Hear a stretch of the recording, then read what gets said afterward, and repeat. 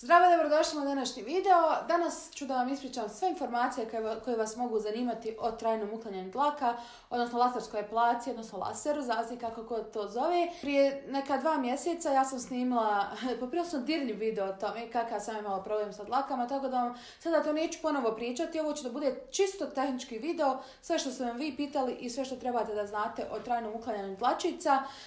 Čisto da ukoliko neko se bude zanimalo, a nema veze s mojim kanalom, da može naići na ovaj video i to pogledati, ali ukoliko želite da vidite kakav sam ja to problem imala, taj video ću da vam linkam. Tu sam ispričala zbog čega imam dlake, u kojoj količini, zašto mi smetaju i tako dalje.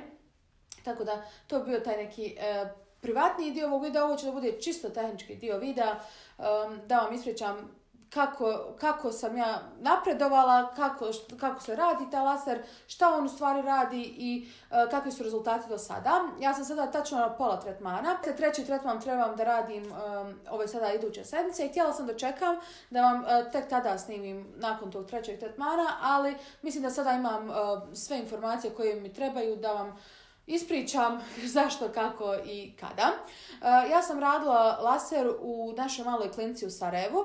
Oni imaju Alma Soprano Ice, čak sam naučila i ime lasera, koji je u stvari najmoderniji laser i jedini laser koji ne boli, tako da trenutno mislim u svijetu definitivno najbolji uređaj i mislim da ga oni jedini imaju u Bosni i Hercegovini koliko sam ja upoznata. Uklanjanje dlaka laserom je trajno uklanjanje. Sada niko vam neće obećati za uvijek uklanjanje dlaka, ali ono što sam ja čitala da se može desiti da vam više nikad ne narastu dlake, da se može desiti da vam narastu za 10 godina, poradite još jedan tretman pa vam opet ne narastu još 10 godina. Tako da meni sve što je iznad godinu dana po meni je trajno uklanjanje dlaka, a ovo je nešto što vam može obećati minimalno 10 godina, tako da ja ću ovo da zovem trajnim uklanjanjem dlačica, uzmite sa rezervom, ali eto, što se mene tiče mojih pojmova, to je trajno. Naravno, kada pitate doktora ili sestre, niko vam ne može reći da vam više nikada neće narasti nijedna dlaka i da će vam otpasti 100% dlaka, ali do 80% dlaka usporeni rast dlaka i dugotrajnost je nešto što karakteriše generalno lasersko uklanjanje dlačica. Meni su čak djevojke koje tamo radi pričale da su im dolazile žene, gospođe koje su ovo radile prije 30 godina i to znači ne ovaj moderni laser nego oni stari lasere i da im po 30 godina nisu narasle dlake, sada dođu, urade još jedan tretman i onda opet nemaju nekih problema. Ja sam imam još uvijek taj hormonski poremećaj. Sad, da li je to zbog inzulinske rezistencije, da li je zbog štitne žlijezde, mislim da su spolni hormoni manje više u redu. Ne znam koji je bio uzrok mojih dlaka, ali nije mi količina bila veliki problem, koliko je bilo lokacija tih dlaka, da tako kažem, najpristojnije. Znači, ja sam imala dlake gdje i žene nemaju, tako da kažem da sam imala dlake po čitavom tijelu i da je to se toliko izmaklo kontroli da mi je počelo da upravlja životom i počelo je da mi otežava neke svakodnevne akcije. Tako da ovaj laser je nešto najbolje, ja mislim, što se meni desilo u životu i stvarno mi je enormno olakšalo život. Što se tiče cijena, ja ću vam staviti u infobox dole cjenovnik, da vam ja sada ne govorim, zato što se svaka zona drugačije plaća. Pominjem samo da gledate promo cijene, da su to cijene koje ostaju do daljnjeg, ne ove više cijene nego ove niže cijene gledajte. Također napominjem da se većina zona radi svaka 2 mjeseca, tako da ako računate trošak na mjesečnoj bazi, da taj trošak prepolovite na 2, znači svaka 2 mjeseca morate da idete na tretmane, osim ukoliko radite lice, sve ostalo se radi na svaka 2 mjeseca. Također jedna važna napomena, konsultacije sa doktorom, sestrama su besplatne, tako da možete nazvati ili otići da vidite jednostavno, da se raspitate koliko bi vama trebalo tretmana, na koji period i tako dalje. Ono što sam ja čula do sada je da najviše 6 tretmana, sada nekome se može situacija riješiti nakon jednog, nekome nakon 6, to je jako individualno. Meni, na primjer, za različite dijelove tijela različito su rezultati, da tako kažem, tako da je to individualno do osobe, od dijela tijela do dijela tijela. Također, ogroman broj pitanja sam dobila za razliku među lasera i IPL-a. Da li je to isto, jer IPL je ipak nešto jeftiniji. Odmah kažem da nije isto, ja sam išla i na jedno i na drugo, probala sam jedno i drugo i IPL mi nije dao dobre rezultate, dok laser nakon samo 2 tretmana mi je dao daleko bolje rezultate nego IPL. Naravno, to individualno znam i ljude kojima je IPL super legao, ali jednostavno meni nije, zato što to nije bilo dovoljno trajno, da kažemo, uklanjanje dlačica. I laser IPL radi na istom principu. To je tako što vam svjetlosna energija uđe u dlaku i ubije folikul i onda vam ta dlaka više ne raste.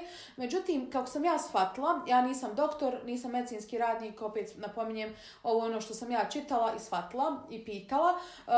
IPL vam zaledi folikulu da ta dlaka ne raste jedno vrijeme, pa onda opet nastavi da raste, a laser vam ubije folikul i onda ta dlaka više nikada ne raste. Znači jednom kada laserom ubijete folikul, ta dlaka vam više neće narasti. Možda neka druga hoće, ali ta konkretna više nikada neće narasti, što je odlično samo kada čujete. Također laser može da kontroliše tačno koliko energije pušta u dlaku, dok IPL ne može i samim tim IPL svima daje istu količinu energije, što nije ok, zato što nema svako iste dlake. Samim tim IPL radi samo na svjetloj koži i tamnim dlakama, dok laser radi na svim tipovima kože i svim dlakama, znači od najsvjetlijih do najtamnijih. Također to nekontrolisanje energije može da stimuliše rast dlaka kod IPL-a, dok kod lasera se tačno može odrediti koliko kojoj osobi ide koja sonda. Tako da ja iz svog iskustva mogu to preporučiti laser. Jeste malo skuplji, ali također je puno dugotrajniji. IPL može trajati 6 mjeseci do godinu dana, dok laser može, kao što sam rekla, zauvijek da vas riješi dlaka. Također moram da napomenem da laser toliko uspori rast dlaka, zato se i čeka 2 mjeseca između tretmana. Ja sam, na primjer, radila tretman nogu prije mjesec dana, obrijala sam noge prije 10 dana, meni još uvijek dlake nisu narasle. Znači, nema uopšte naznake da će dlake narasti. Mogla sam komotno otići na more, jednom obrijati noge, što se meni nije moglo desiti prije ni sa depilacijom voskom. Ja, na primjer, voskom kad počupam prije dlake na nogama, meni sutra dana rastu, a da ne pričam kada brijem, morala sam nekada po 2 puta dnevno da brijem noge, tako da samo da mi nastave ovako sporo rasti, da ne otpadnu, ja ću biti presretna. Ja sam do sada radila čitavo tijelo, tako da vam mogu reći što se tiče bola da osim lica apsolutno ništa ne boli. Noge, ruke, stomak, pazuh, bikini, apsolutno ništa ne boli, ja nisam ni osjetila. To je tamo ono, ako niste fino obrijali nogu pa naleti na neku dlačicu pa je sprži, malo vas zaboli, ali kao da vas neko ovako malo štipne. Ali lice me prvi put jako boljelo. Ja u životu nisam osjetila takav bol kao što su bol na osnicama. To je bilo nenormalno koliko je boljelo i očekivala sam drugi put da malo više boli. Zato što, kao što sam rekla, svaki put stavljaju sve veću energiju. Međutim, one sestre koje tamo rade su toliko divne i pažljive da su u tako malim intervalima radile da mi stvarno posljednji put nije toliko boljelo. Tako ono što sam pričala u prvim utiscima, da me jako boljelo, drugi put je bilo puno bolje. Proces ide tako što vi kući obrijete noge, recimo 12 sati prije. Ja bih vam preporučila da brijete dio tijela koji ćete depilirati malo prije, jedno mjesec dana ranije, da vam te dlake počele malo više da rastu. Jer, na primjer, ja ruke nikad nisam prije brijala, nego sam čupala voskom, odnosno išla sam egipatsku depilaciju i tu mi je puno sporije otpadaju dlake nego, na primjer, na nogama koje sam brijala. Jel? Tako da ja vam preporučila da brijete dlake zato što te dlake koje su brijane prvi otpadnu, zato što laser ubija dlake koje su u procesu rasta, a vi kada brijete dlake onda su one pokrenete jednostavno taj proces. Tako da vam ja preporučila, ukoliko je neki dio tijela koji možete da brijete, da ga brijete i jedno mjesec dana ranije prije nego što odete na tretman, ali je jako važno da dođete na tretman sa obrijanim dijelom tijela, zato što, kao što sam rekla, ako naiđe na neku dlaku, on će je spršti i vaš će to malo više da boli. Zatim se nanosi jedan debeo sloj hladnog jela. Jeste leden, ali godi zato što je laser vruć i onda jednostavno vas ne boli ništa. On služi da malo manje boli, ja pretpostavljam. Također te sonde koje taj aparat imaju hlađenje i rade na principu pokreta, tako da prvo pređu vam čitav dio tijela, ne samo kao laser koji inače radi ovako, znači neće preskočiti nijedan dio, nijednu dlaku, pređe preko svih dlaka, svih folikula, ali također zato što se kreće, on ne boli. Razlog što lice boli je zato što je mali prostor i sonda se ne može kretati. I kada mi je doktor rekao da su prije svi laseri boljeli tako, kao što boli lice, ja ne znam kako iko se usudio na to, jer stvarno jeste bila jaka bol, ali sada pošto taj novi laser radi na tom principu kretanja, on zbog toga ne boli. To je to ukratko to objašnjeno. Nakon toga, nekih 5 do 7 dana poslije, dlake vam opet narastu i samo krenu da otpadaju. Veoma je važno da dlake između tretmana ne čupate, možete ih brijati, ali ne smijete ih čupati. Ono što ja uradim kada mi dlake narastu, uzmem pincetu i krenem da odvajam dlake od sebe. Nipošto čupati, to je veoma važno, ne smijete čupati, ali kada odvojite pincetom, dlaka samo se odvoji, znači kao da stoji na površini kože, kao da vam padnu dlake na kožu. Znači ne iščupate joj korijen, nego se samo odvoji od kože. I to mi je nešto najdraže da radim. Nekako tako se osjećam ispunjeno, pogotovo na licu kada sklonim te dlake. One će naravno i same otpasti, ali evo ja sam imala neke dlake, na primjer na rukama, koje sam neki dan odvojila pincetom, znači 2 mjeseca je prošlo, one jesu odomrle, ali jednostavno nisu još uvijek same otpale. Tako da kada obrijete, na primjer, idući put noge ili ruke, njih više neće biti, ali meni je draže da ih odvajam tako pincetom. Još jednom napominjem, bez čupanja ne smijete čupati dlake, zato što onda iščupate i korijen dlake i onda jednostavno džaba idete na depilaciju. Također sam dobila pitanja i za svjetlije djevojke, da li funkcioniše. Pitala sam samo, treba će možda ili jača energija ili više tretmana, zavisi sve naravno i od vaše kože i od vašeg tijela, ali u principu nije važna boja kože i nije važna boja dlake. Također sunce, odnosno ljeto nije prepreka, kao što je kod IPL-a, možete u toku ljeta raditi. Laser samo ne bi trebalo nekoliko dana prije, nekoliko dana poslije se izlagati suncu. Generalno ne bi se trebalo nikako izlagati suncu, bilo koja koža, ali to jednostavno rad tog lasera nije dobro, na primjer, uraditi depilaciju, otići sutra na plažu, ali ljeto nije prepreka, znači možete raditi i ljeti.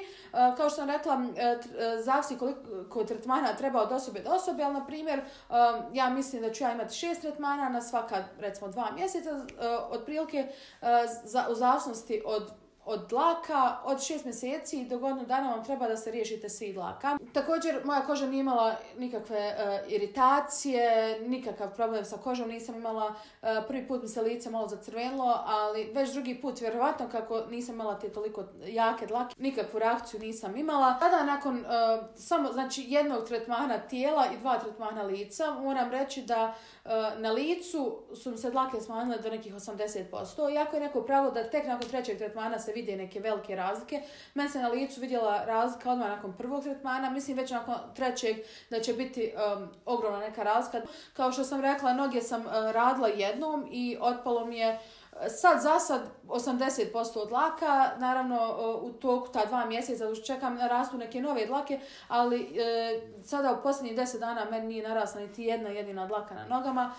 Dijelovi tijela koje sam prije čupala, kao što su leđa, stomak i ruke, one idu malo sporije, ali jednostavno sada gledam između tretmana da ih brijem, tako da te dlake malo ojačaju da bi prije otpale, ali tu mi je otpalo nekih 20-30% od dlaka, tako da ja samo mogu toplo preporučiti.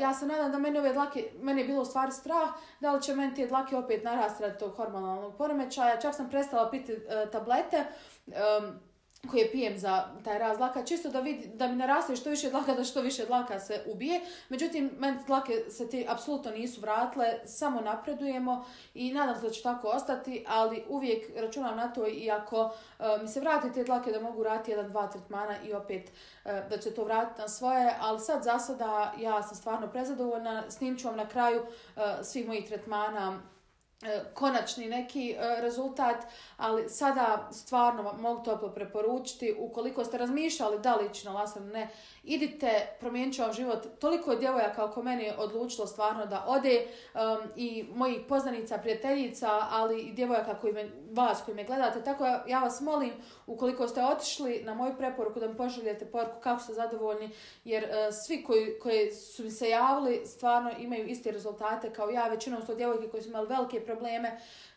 i ovo im je, da kažem, ne mogu reći spasilo život, ali vjerujte mi da vam ovo spasi život. Tako da ja jedva čekam da vam snimim taj posljednji utisak kako je to završilo, ali za sad ja sam malo reći prezadovoljna. Ja sam se potrudila da saznam što više informacija za vas. Također sam pitala da li se mogu raditi svi dijelovi tijela i mogu apsolutno svi, tako da imate taj cjenovnik dole, pogledajte koliko šta košta.